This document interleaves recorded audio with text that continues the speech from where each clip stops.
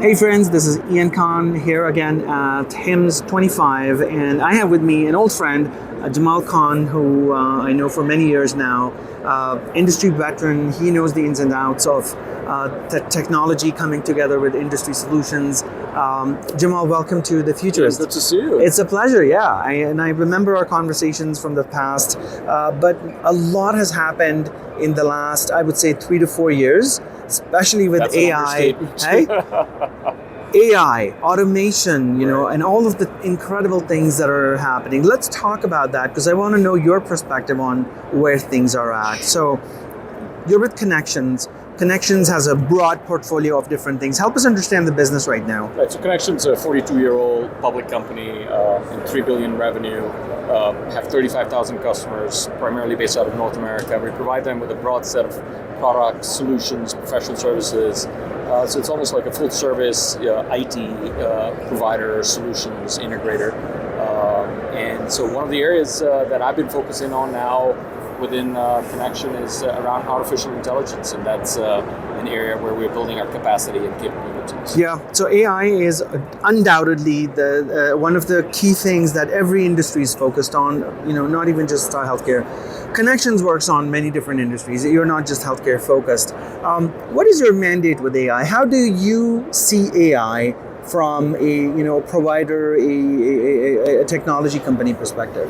Yeah, so first, our journey with AI in large measure was a data journey, like it is with most companies, and it was primarily internally focused. So we got involved on this side of the equation almost 6 years ago when we started working on how do we orchestrate our data the right way in order for us to be more of a digitally smarter organization and leverage things like early predictive analytics, what we call early stage AI. And then obviously 2 years ago, this thing called transformer neural networks and ChatGPT comes out, and then generative AI blows up. I remember I used to be part of Jensen, who's the CEO of NVIDIA. He used to have these small tech execs he would bring together every year, and we would have this 1 hour, 2 hours with him and sort of have a back and forth. And I think it was April of the year when ChatGPT came out, and Jen was like, guys, you've got to focus on this thing called Gen AI. And we're like, Jensen, what does Jensen say? Gen AI. Yeah. And then ChatGPT happens. So clearly, there's a lot that's happening in this ecosystem, certainly on the generative AI side, but also on the broader side of AI. And from Connections perspective, you're right, we focus on a whole broad set of verticals, not just healthcare.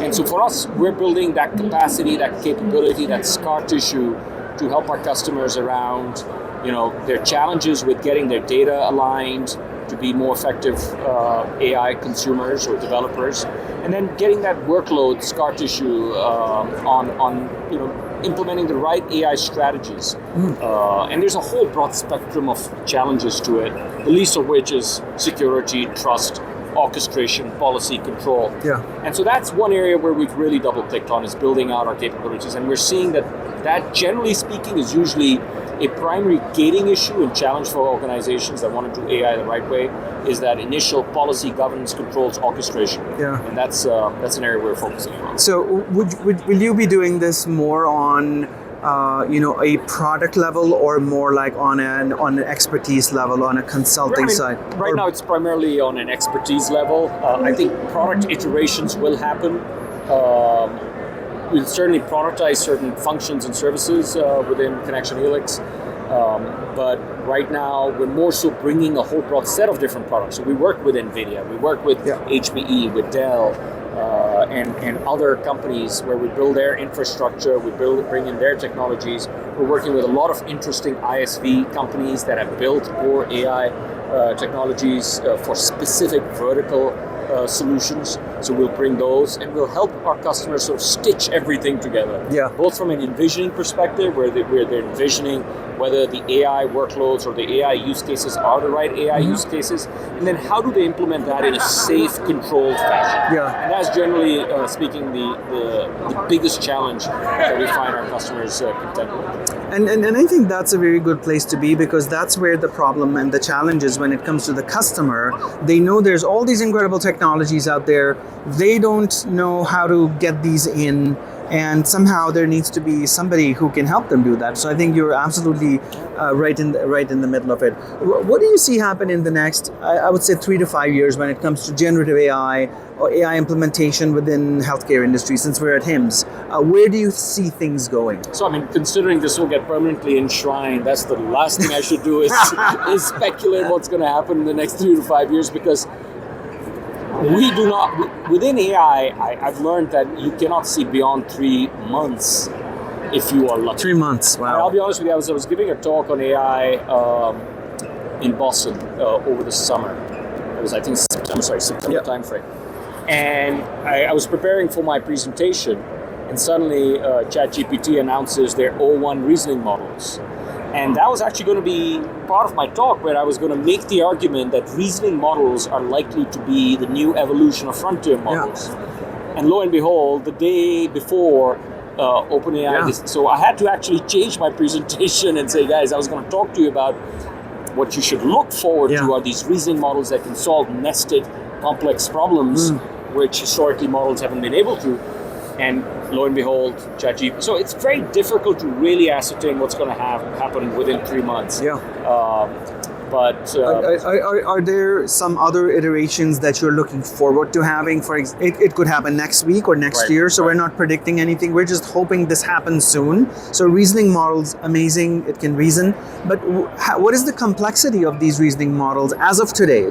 Are they? Help us understand. We know nothing about it. In some ways, you know, you can argue that DeepSeeks are one model that came out as a reasoning model, and that sort of deflated this notion of complexity and money, right? So there was this underlying notion that you needed to have really, really complex ways of approaching certain things, and you have to spend an inordinate amount of money in order to be able to build compelling models like O1 and other models as well. And they kind of prove the counterpoint, which now if you've got reasonable smarts, you don't need too much money. You can even have legacy technology like an H100, which is about a 2-generation older GPU architecture from NVIDIA, that you can still build compelling models that can scale and perform better than some of these more expensive So I think that sort of speaks, and there's certain ways. So it's more so what I do expect to happen on a continuous stream is models becoming more efficient, models leveraging interesting technologies like mixtures of experts and more other compelling, non-linear, more sort of polymorphic, I would say, concurrent ways of solving more complex, broader problems. Also, I think models will start becoming true multimodal models, where they have the ability to, once they ingest spatial information, they can ingest text, they can ingest voice, they can ingest video or images, and be able to sort of stitch it together and be able to provide more spatial sensibility of what's happening.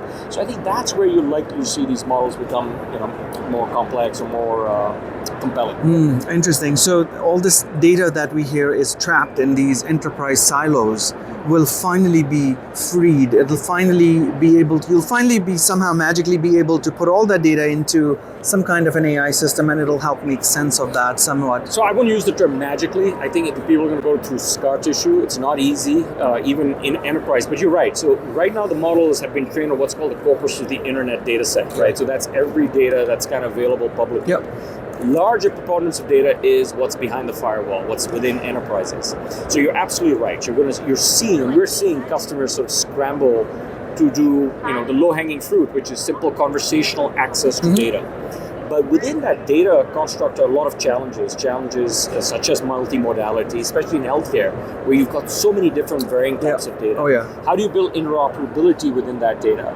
How do you structure that data? How do you classify that data? How do you secure that data? How do you orchestrate that data? There are lots of those ongoing challenges that we're likely to see. So I think a lot of companies are going to have to contend with that as a precursor before they have the ability to, in a meaningful way, leverage AI for any sort of innovation they want to do in-house. Yeah, and I don't know what the stats are, but there's a staggering amount of data that goes unused. It's collected. Let's talk about the healthcare industry.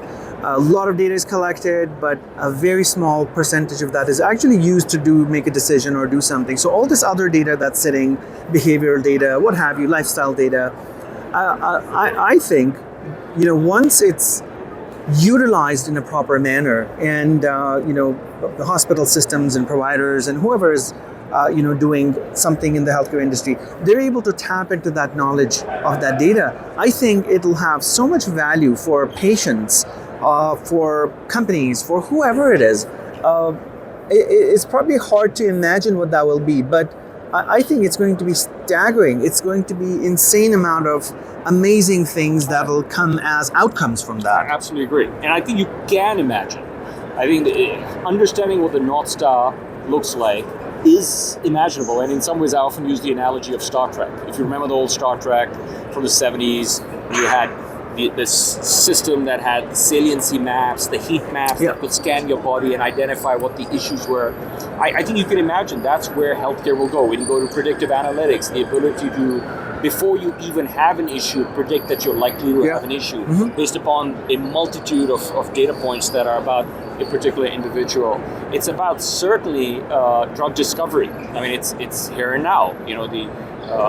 Funny enough, the last person to win the Nobel Prize in chemistry was Demis Hassabis from DeepMind at Google, and he is not a chemist. He is an AI practitioner, but managed to build what's called AlphaFold, I think. I'm forgetting the name. That has the ability to sort of sequence proteins and see where proteins can sequence or where proteins can fold. That allows for more molecular simulations to be done. So you see a lot of these, and you can certainly see these North Stars on how AI, not to mention operational efficiency within healthcare. I think the North Stars are well defined. Now it's just a matter of us going through the scar tissue and getting ourselves there.